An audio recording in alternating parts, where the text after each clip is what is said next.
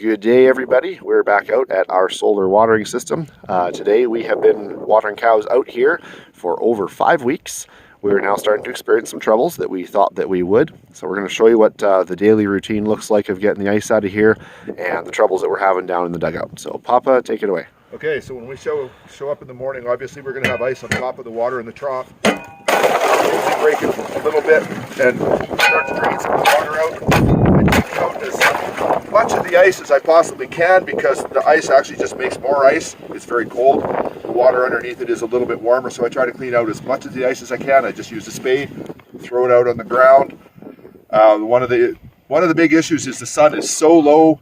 It's literally on an angle with my arm, and if the cows stand here, they literally block the fencer, and they just put it in the shade, and they can do that for hours during the day.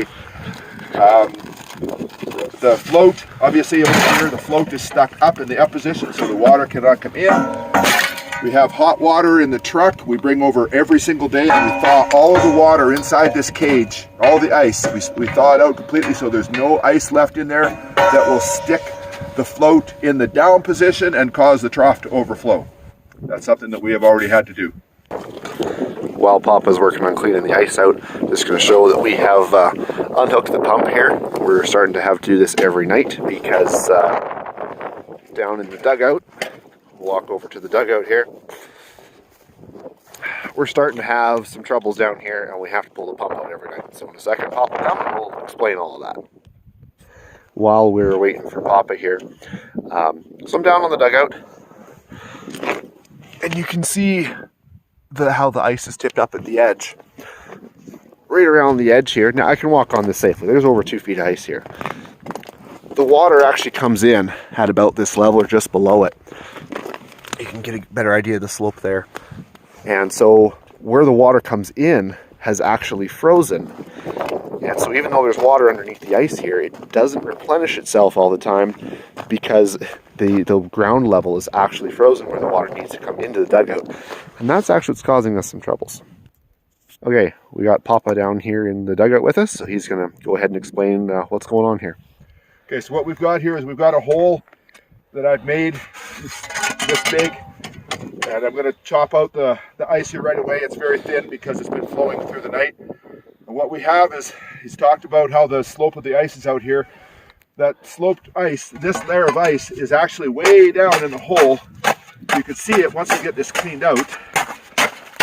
It's a little over 2 feet down in the hole. And so this puddle of water that we have is actually getting completely taken up now by ice.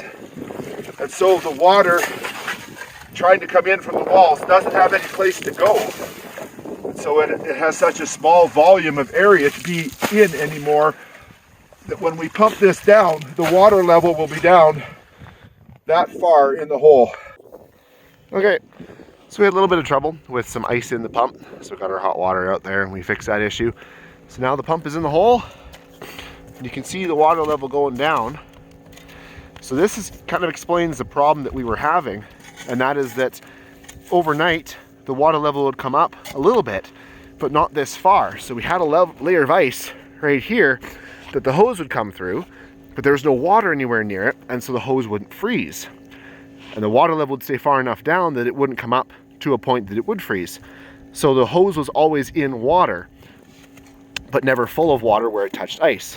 But now the water's coming up so much, because there's so much ice out here, it's coming right up to the surface, so now you have water touching ice with the hose in it, and it'll freeze the hose. So we'll give this a few minutes to show you guys how far down this will actually go. So while we have this running, we're actually going to get, Papa's going to talk a little bit about the economics of why we were pumping water down here and why it makes sense in our situation. So go ahead, Papa. Okay, so the way that we can look at this, there's 2 different ways of looking at it. We could say that we've got 100 cows here, which we do, and we could say that if we were to be feeding the cows bales, it would take about 3 bales a day to feed the cows, and bales are worth about $200 a piece right now. And so it would be $600 a day that we're saving by having the cows out here grazing this late in the year.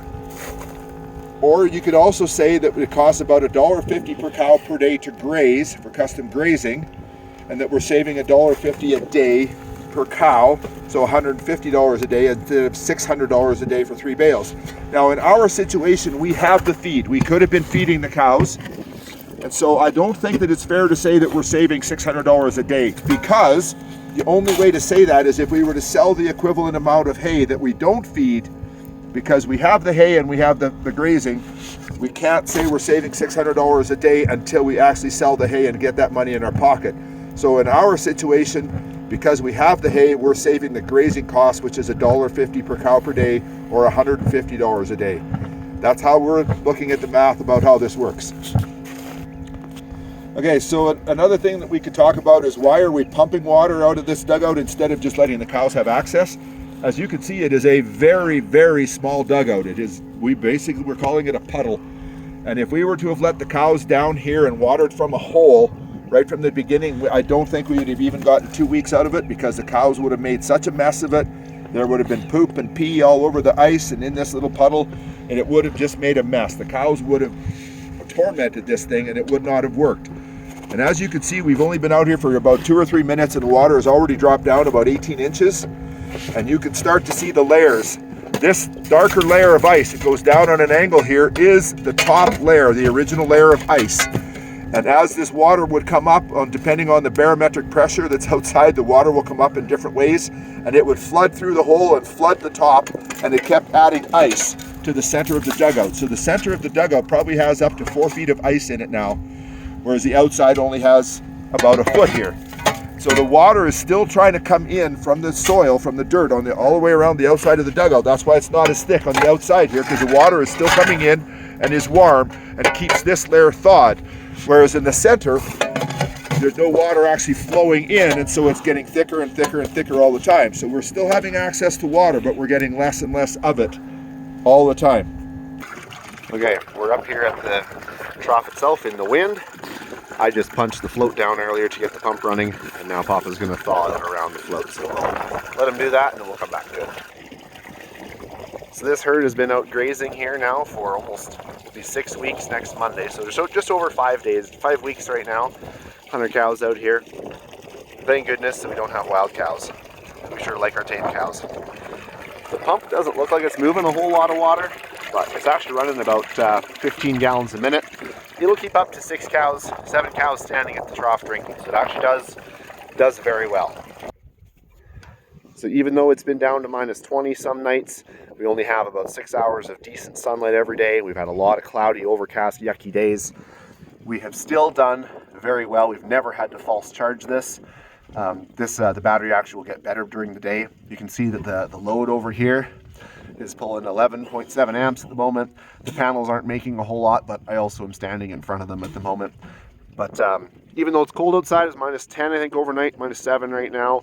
We've never had to touch anything to do with the charging or the battery portion of the system. We have only had troubles with ice. It's extremely unusual for us to not have snow. This is only the second brown Christmas I can remember in my nearly 30 years here. If we had any snow, even a couple of inches, the cows would eat the snow and we wouldn't have to worry about water. But unfortunately, we've got to go through all this farting around because we got to utilize this grass over here and make it work. Such is life with cows.